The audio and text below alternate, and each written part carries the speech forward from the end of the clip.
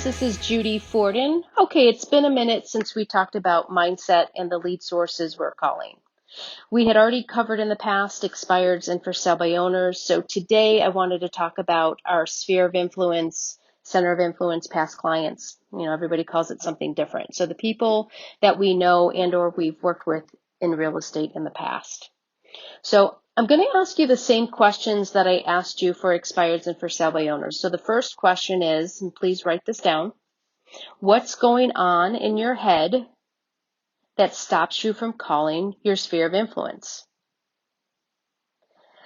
There's many reasons, and I get that. So what I'm going to do is I'm going to give you 4 or 5 that are the most common that I hear, and frankly, probably had said to myself when I was making these calls. So I'm going to give you these 4, and then you can add your own so that you can just really have an idea of what you're thinking on what stops you from calling your sphere. So here we go. This is the list. First one is, not in any particular order, agents don't call because they don't want to sound too salesy.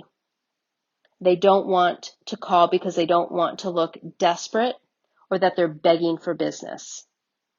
They don't want them to think, they don't want the sphere of influence or the past client to think that they're only calling for business. And then one of the last ones that I wrote down is the sphere of influence or past clients, they might know other real estate agents. Okay, so those are the 4 most common reasons people have told me why they may stop calling their sphere of influence. So now let's go to the second question. The second question is what might be going through your sphere of influence mind when you're not calling them? So let me rephrase that. What might your sphere of influence be thinking because you are not calling them? Okay, so I really want to put into perspective. Remember, we want to have a shift in our thinking of what the bad things they might be, or what we're thinking on what they're thinking when we call them versus what they might even be thinking that's even worse. So here's 4 reasons what they might be thinking about us. 1 is you're not an active agent. 2, their home's too small or too big, and they really don't know if that's your market because you haven't been calling them. The next one is you're too busy. And then the last one I wrote down is, and this one hurts, is they might think you just don't care.